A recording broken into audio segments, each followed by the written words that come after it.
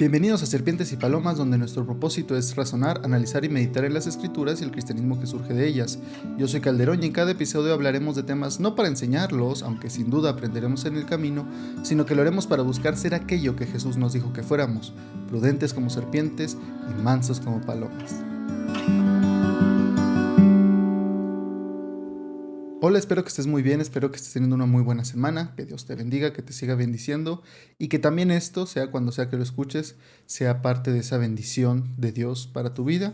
Así que bienvenido, espero que estés muy bien, espero que te la pases bien como si fuera un programa de diversión. No, pero en serio, que puedas escuchar esto, que sea de bendición para tu vida y que incluso quizá lo puedas compartir con alguien más. Y no me refiero a darle a compartir, aunque sin duda te agradecería si nos sigues, si te suscribes, lo que sea que estés, dependiendo de donde sea que nos estés viendo o escuchando, pero más bien que se lo pudieras compartir tú de viva voz a alguien más, que se lo puedas explicar, compartir, si es que es de bendición para tu vida, que puedas hacerlo que también sea de bendición para alguien más en algún momento de tu propia boca, no necesariamente porque escuche el podcast.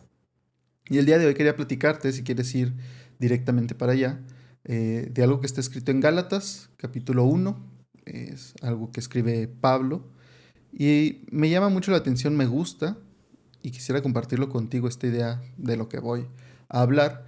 Está en Gálatas, capítulo 1, versículos 3 al 5. Ya sabes que yo estoy leyendo de la Reina Valera actualizada, 2015, y dice así: Gracia a ustedes y paz de parte de Dios nuestro Padre y del Señor Jesucristo, quien se dio a sí mismo por nuestros pecados.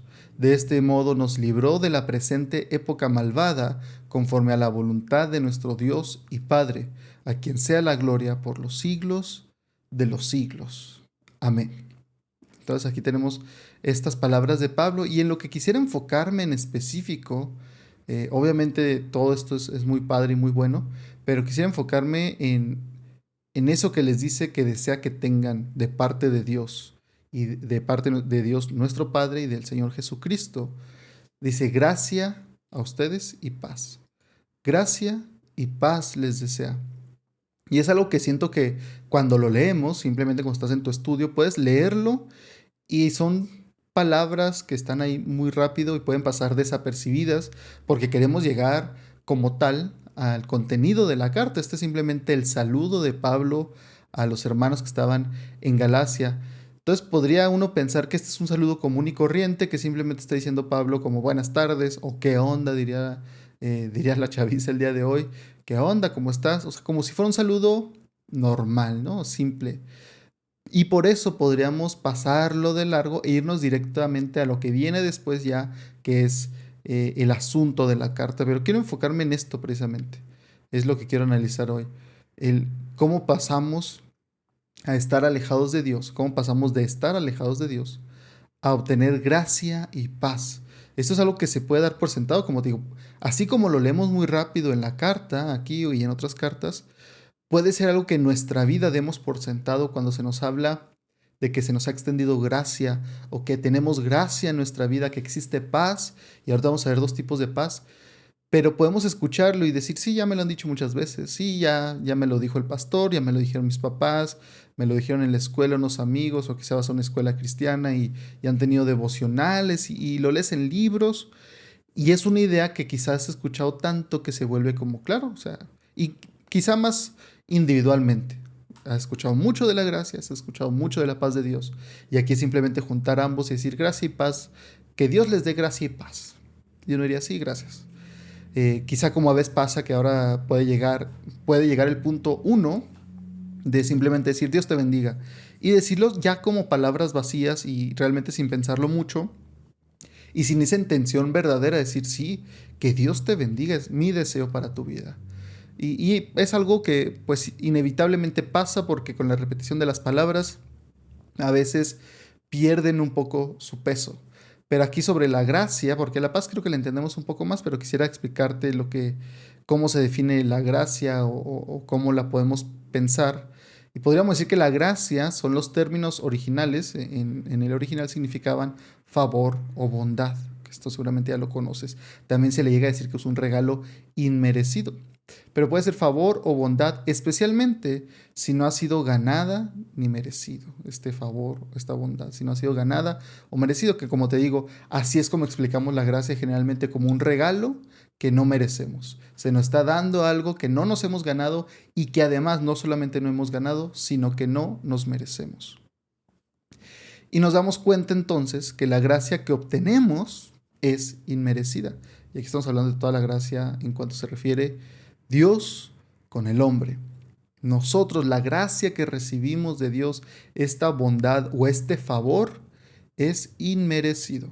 Porque no hay nada que podamos hacer nosotros para ganarnos esa paz. Uno podría decir, bueno, a Dios le agradó algo de mí, de nuestras acciones, de nuestra actitud, y decidió extender gracia en algún asunto, que en la Biblia sí tenemos ejemplos de esto, como en Hechos capítulo 10, cuando eh, eh, Pedro va y habla con los gentiles, un hombre que Dios dice que no era judío, no era realmente creyente, por eso necesitaba que Pedro fuera, pero él tenía una buena actitud y buscaba a Dios sinceramente. Y Dios le agrada, pero no es como que él se ganara el favor de Dios. Nunca dice la Biblia que se lo gana, pero a Dios le agrada verlo. Lo mismo sucede con Jesús cuando viene un centurión y le dice que sane a uno de sus amigos, soldados, conocidos. Y Jesús le dice, vamos, y él dice, no, no es necesario que vayas, porque yo sé que si tú dices la palabra, se va a hacer. Y Jesús reconoce la fe de este hombre, dice, vaya fe que tiene él, no la he visto en Israel, esta fe. Entonces podemos hacer sí cosas que agraden a Dios, incluso sin ser creyentes. El no creyente puede llegar a hacer algo que agrade a Dios, pero eso nunca va a llevar a decir es que se ganó el favor de Dios y es que se ganó la gracia de Dios. No es así. Pero sí se puede de pronto hacer, y en la Biblia tenemos ejemplos de gente que no era del pueblo de Dios y hacía cosas que agradaban a Dios. Entonces, esto lo podemos entender y darnos cuenta. Primero, lo que tenemos que darnos cuenta cuando entendemos que es inmerecida es que es inmerecida y no nos la merecemos. Eso significa porque nosotros rompimos la ley de Dios, es decir, nos hemos enemistado de Dios. No porque no nos guste Dios, no porque no nos caiga bien, no porque no nos parezcan ciertas cosas de Dios. Podemos decir que Dios nos agrada, podemos decir que Dios es bueno, que nos gusta la Biblia, pero además de eso, tenemos que reconocer también que nos hemos enemistado con Dios, no por esas cosas, sino por cómo hemos actuado. Porque hemos decidido ir en contra de la voluntad de Dios. Hemos decidido nosotros decir, esto es bueno.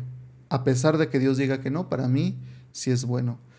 Hemos roto la ley de Dios y Él es santo, que es, creo que ya lo he explicado en otro episodio, que de forma muy sencilla y sin meternos, porque esto sería un tema por sí solo de muchos episodios, podríamos decir que Dios es más allá de bueno. Y como es tan bueno, no existe, o sea, la palabra bueno se le queda muy chica y tenemos que usar la palabra que es santo. Es tan bueno que su santidad, o él es, al ser santo, lo separa de todo lo demás. No hay nada comparable a él. ¿Y qué pasa, pero en esto cuando decimos que Dios es santo, que Dios es muy bueno? ¿Qué pasa cuando le decimos a la gente, oye, es que Dios es muy bueno? O cuando la gente escucha a Dios es bueno. La mayoría de la gente se va a animar y va a decir, pues claro, claro que Dios es bueno y le doy gracias a Dios por su bondad, porque Él es bueno, porque lo ha demostrado, porque lo he visto. Y asocian esto de ser bueno de aquellos que no conocen la Biblia, estoy hablando en específico, llegan a decir, bueno, como Dios es tan bueno, y esto yo lo he escuchado, aunque yo sé que soy pecador y yo sé que hago cosas malas, como todos, eh, pero Dios es tan bueno que cuando llegue el momento de juzgarme, su bondad va a ser tan grande que me va a perdonar. Porque pues él es un Dios bueno, ¿no? O vas a decir que Dios no va a perdonar porque entonces Dios no sería tan bueno. Y quieren limitar y ponerle sus reglas a Dios y decir, es que si Dios hace esto, Él no es bueno. O si no hace esto, no es bueno. ¿Según quién? Pues según yo, es lo que yo pienso. Eso es lo que yo creo. Pero así no es, así no funciona esto. Nosotros no podemos llegar a definir y decirle a Dios, tú eres bueno si cumples mis estándares. Así no es como funciona. De hecho, es al revés. Dios nos dice, tú puedes creer que eres bueno, pero si no cumples el estándar que yo te pongo de bueno, no lo eres. Podrás decirlo, podrás afirmarlo, podrás creerlo de ti mismo, pero es que tú no puedes definirlo. Y Dios tiene este puesto y esta habilidad de hacerlo porque Él es Dios. Porque mucha gente se revela y dice, ay, ¿tú para quién eres para decir eso? O yo, ¿por qué tengo que creer eso? Digo, bueno, pues porque lo dice Dios mismo. Si realmente crees en la Biblia, si no, pues vas a decir, esas son palabras vacías. Pero si realmente decimos creer en la Biblia, si realmente creemos en el Dios de la Biblia, Él es el que nos pone a nosotros el estándar para decir esto es bueno. No somos nosotros los que le ponemos el estándar a Dios y le decimos, cúmplelo Dios, o haz lo que yo digo, si no, no eres bueno. Así no funciona.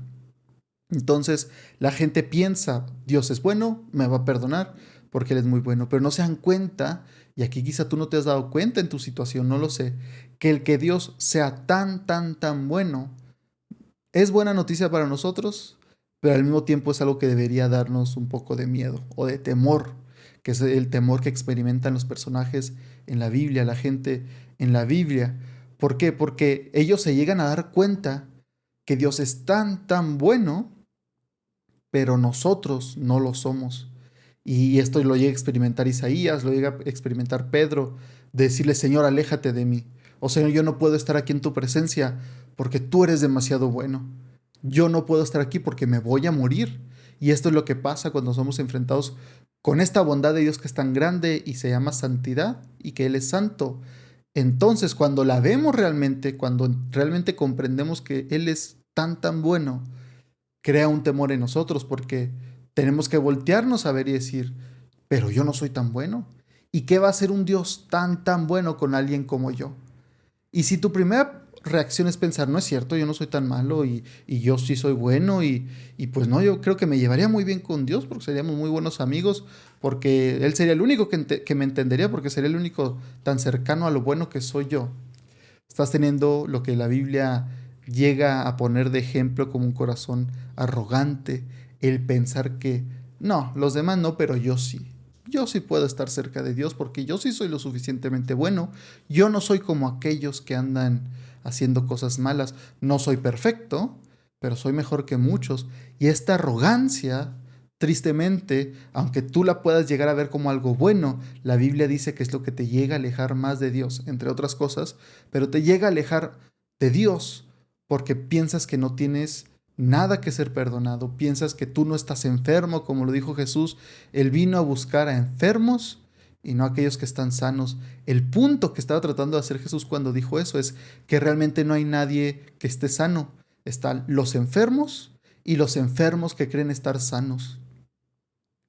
Y eso es algo que tenemos que tener muy en cuenta en nuestras vidas para no caer en esa arrogancia de pensar, no, pues yo ya estoy muy bien.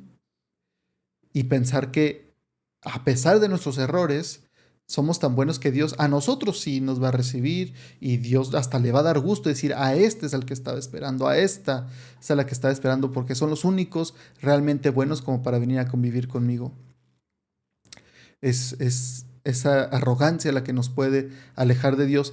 Y a cambio tenemos esta humildad de aquellos que reconocen que son malos y que muchos dirían, oye, pero tú no eres tan malo y la persona diría, pero yo soy muy malo, ¿cómo no? Comparado con Dios yo estoy muy lejos y temo por mi vida porque Él es tan bueno y a causa de mi maldad podría ser destruido. No porque Dios quiera ser malo ni por nada de eso, sino porque al ser tan bueno, dice la Biblia, es un fuego consumidor que si se acerca algo que no es igual de bueno que Él, lo va a consumir, su bondad. Es algo curioso. Entonces, ¿cómo es posible que podamos acercarnos a Dios, que podamos acercarnos a este Dios tan bueno, tan santo, cuando nosotros no lo somos? Bueno, aquí tendríamos que ir a ver 2 de Timoteo 1, 9 y 10. Si todavía no lo tienes ahí, ponle pausa y luego lo reproduces cuando ya estés ahí. Dice, yo lo voy a leer, hablando de Dios, de Jesús. Dice Pablo, fue Él quien nos salvó y nos llamó con santo llamamiento, no conforme a nuestras obras, sino conforme a su propio propósito y gracia, la cual nos fue dada en Cristo Jesús antes del comienzo del tiempo y ahora ha sido manifestada por la aparición de nuestro Salvador Cristo Jesús. Es decir, tomó forma, lo pudimos ver. Él anuló la muerte y sacó a la luz la vida y la inmortalidad por medio del Evangelio, del cual he sido puesto como predicador, apóstol y maestro, dice Pablo. Pero entonces aquí tenemos esto. Él fue quien nos salvó y nos llamó con un llamamiento santo, con un santo llamamiento, es decir, uno muy bueno, un llamamiento que es diferente a todos los demás. ¿Nos llamó a qué? A ser salvos, no conforme a nuestras obras. Es decir, el que Dios te tome y te traiga a Él, que el día de hoy tú puedas estar agradecido y decir, sí, Dios me cambió y me transformó y me salvó. No es porque tú fueras muy bueno, no es porque Dios dijera, es que Él es muy bueno y me serviría en mi equipo. Dice, no, no conforme a nuestras obras, sino conforme a su propio propósito y gracia. Es decir, con lo que Él vio y pensó de nosotros y este favor inmerecido. Por eso es que nos llamó a ser salvos, nos llamó a conocerlo, nos llamó a estar cerca de Él, porque Él tenía algo en mente y por su favor que no merecemos. ¿Y cómo se nos fue? Dice uno, bueno, ¿y cómo es que de pronto Dios decidió darme ese favor? Bueno, lo hizo porque se nos fue dado en Cristo Jesús. Desde antes del comienzo del tiempo, Dios ya conocía todo y se ha manifestado ahora en la aparición de nuestro Salvador, Cristo Jesús. Primero dice, fue dada en el Mesías Jesús, que Cristo significa ungido, en el ungido Jesús, que significa Dios con nosotros. Y luego la segunda vez que lo menciona ya lo llama nuestro Salvador, el ungido, Jesús, Dios con nosotros. Entonces podemos estar seguros, y esto es algo bueno, podemos estar seguros de que Dios nos ha traído a Él y nos ha dado este gran regalo y este favor inmerecido, no porque nosotros hiciéramos muchas cosas buenas, no porque nos lo ganáramos, como te decía ahorita, sino porque Él decidió darnos algo que no nos merecíamos. Y eso debería llevarnos a la humildad y decir, si hoy soy algo en Cristo, es porque Cristo es bueno, no porque, claro, pues soy yo, ¿cómo no voy a hacer algo bueno en Cristo? No, es porque Él ha decidido darnos un favor que no merecíamos. Eso es lo que pasa, no es conforme a nuestras obras. No hay mérito alguno, nosotros no tenemos mérito en la salvación. No hay mérito por el cual hoy seamos hechos hijos de Dios. Porque si fuera por nuestros méritos, estaríamos condenados. Cristo aquí lo que nos dice, y esto es algo que si has leído el Antiguo Testamento te va a gustar y quizá ya entiendas, y es que Cristo quitó la muerte en la que estábamos muertos nosotros, nuestros delitos y pecados. Es decir, al estar en ese estado pecaminoso y de constante pecado, alejados de Dios constantemente diciéndole, no me importa qué dices tú, voy a hacer yo mi voluntad. Estábamos muertos en el pecado, estamos viviendo contra la ley de Dios y nos limpió y derrotó la muerte por medio de su vida, derramando su sangre. Y esto que te digo es muy interesante. En el Antiguo Testamento tenemos los sacrificios de los animales y se tenían que hacer constantemente. Cada cierto tiempo tú tenías que llevar un animal según tu capacidad y que el animal fuera sacrificado y que pudiera ser cubierto tus pecados. La sangre del animal, según lo que nos enseña el Antiguo Testamento, cubría el pecado, es decir, la vida de un inocente por la vida de un culpable que éramos nosotros, si lo hubiéramos hecho. Era reconocer y decir, yo he pecado contra Dios y para poder acercarme a Él necesito ser limpiado. Y entonces se tomaba la vida de un inocente, el animal, y se le quitaba la vida. Y luego esa sangre cubría nuestro pecado. Y eso, bueno, cubría el pecado de ellos, ya a nosotros no nos tocó, cubría el pecado de ellos y les permitía acercarse a Dios limpios momentáneamente. Pero tenían que volver a hacerlo porque obviamente volvían a pecar, todos volvemos a pecar, volvían a pecar y entonces tenían que de nuevo ir a cubrirse de cierta manera, por así decirlo, de la sangre del animal. Pero Cristo, dice la Biblia, que Él quita el pecado del mundo. La sangre de Cristo, el sacrificio de Cristo, no cubre tu pecado, lo quita. Es por eso que ya no hay sacrificios, es por eso que ya no es necesario que Cristo sea sacrificado una y otra vez, porque una vez por todas y por todos murió Él. Su sacrificio es perfecto y Él fue el sacrificio perfecto, tan perfecto, al punto que una vez fue suficiente para ser salvos a todos aquellos que habrían de venir. Y la sangre de Cristo quita nuestro pecado. Por eso Dios cuando nos ve limpios. Gracias a lo que yo hice, gracias a mi mérito, gracias a que yo era muy buena persona. Claro que no.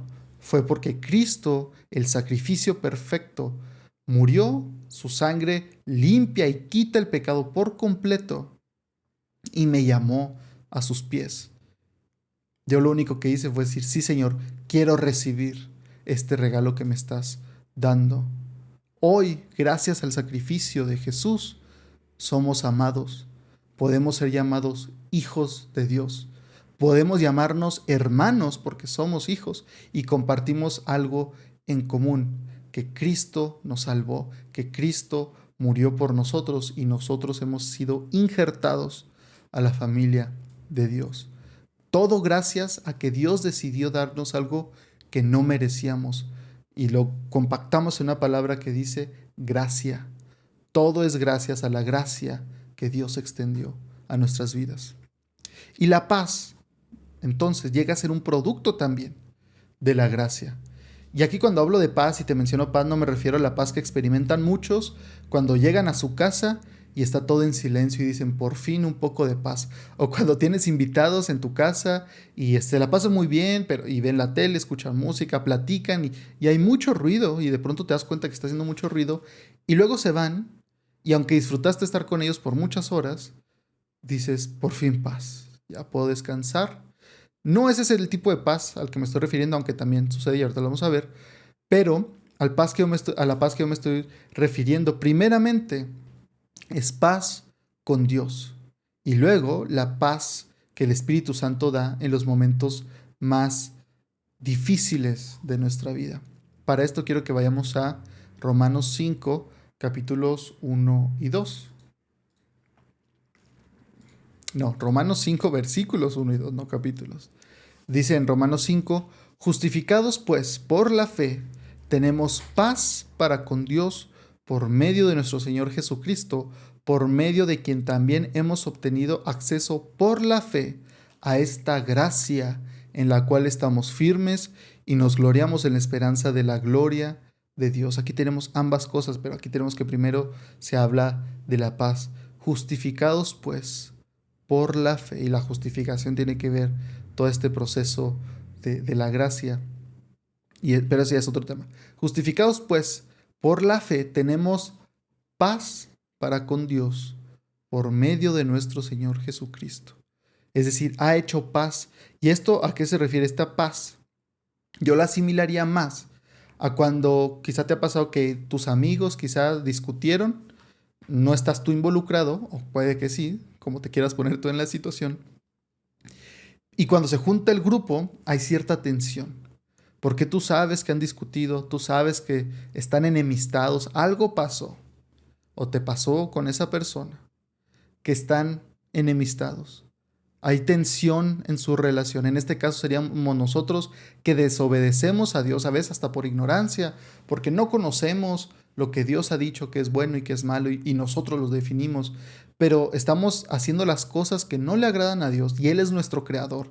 Porque podría estar haciendo lo que no le agrada a alguien más, a una persona, a un profesor, a tu jefe. Y dirías, pues bueno, pero es lo que yo quiero hacer, sí, pero aquí no estamos hablando de alguien común y corriente, estamos hablando de tu creador, que te dio un propósito, que te hizo con un propósito, que te hizo como su imagen para reflejarlo y solamente con su ayuda puedes cumplir el propósito de tu vida. Y decides tú ir en contra de él y decir, yo voy a definir qué está bien y qué está mal. Y entonces, si estuviera en el mismo cuarto, habría cierta tensión porque tú dirías, aquí hay enemistad. No se voltean a ver, no se hablan, se evitan. Y esta paz de la que nos habla en Romanos 5.1 sería el enmendar esa relación y que hubiera paz entre ambos lados.